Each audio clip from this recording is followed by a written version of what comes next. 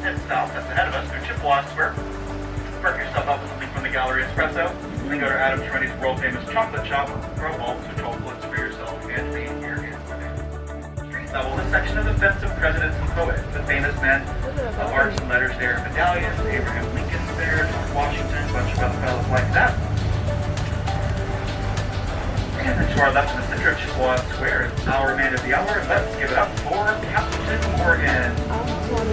Oh, sorry, that is General Oglethorpe, my mistake. Our founder stands there flamboyantly dressed, proud and strong, facing his enemies, the Spanish to the south. And a statue built for the city in 1910 by Bacon and French. Walter created the Lincoln Monument in Washington, D.C. And here on our right is the Sixpence Pub. Another movie scene for you. Maybe you've seen Julia Roberts' movie, Something to Talk About, filmed here in the 1990s, shot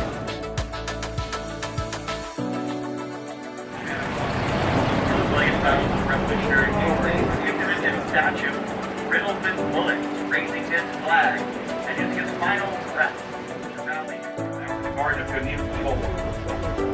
Mr. Williamson still lives there. He keeps it open as a museum to his brother and his world-class collection of antiques and artwork. To our left across the square is the simple thing of Israel, the Gothic-style synagogue, consecrated to the oldest Jewish community in the southeast, and one of the oldest of the United States, period. They have a museum around back. Artifacts to help tell more of their story. Including the holy books the first settlers brought with them, the oldest Jewish holy books in the world. And on our right is the Armstrong House. 30-acre park serving the central and southern ends of the city. And that primary green space, the fountain in the center, made of most photographed objects. Maybe you see a before on a t-shirt or something. William T. Sherman's field headquarters during his time in Savannah at the end of the Civil War. From there that he sent a famous telegram to President Lincoln offering Savannah to him as a Christmas gift instead of burning the city as heads of the others on his march to the sea.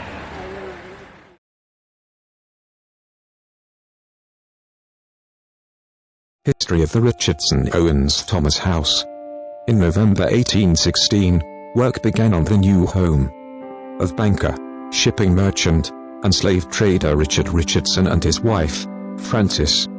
The home was designed by English architect, and relative to Richardson by marriage, William J., but was constructed by builder John Redan and a team of free and enslaved men in his charge. The site also included a two-sided provender building located on the east end of the lot, which was divided into a carriage house and slave quarters.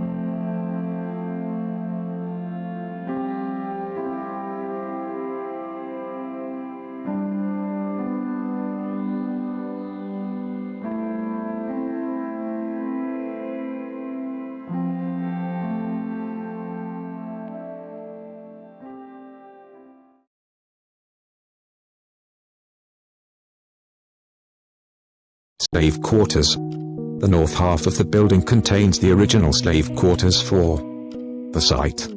This two-story structure was composed of 3 rooms on each level. 9 to 15 enslaved people, about half of whom were children, lived and worked on the site at any given time between 1819 and the end of the Civil War. Once the war ended, the space became servants' quarters, housing many of the same people.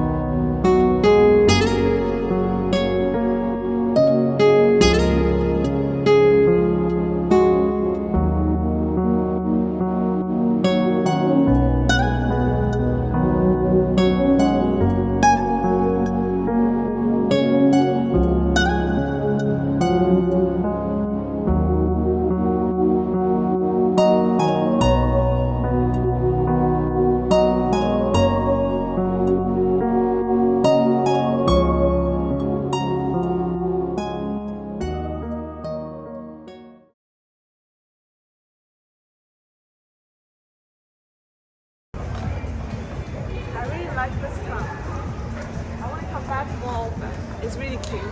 It's beautiful, has some histories, and it's really charming. Come on, with me. Look at the trees. Oh, this is an apple tree or what? Oh, it's a berry. It's just so cute. Everything's so cute. Solid. There's a difference between. And also, let me see. Also, people are nice here. People are nice here. And then right next to the river, that's what I like it. And it has some roses too. And I love this tree.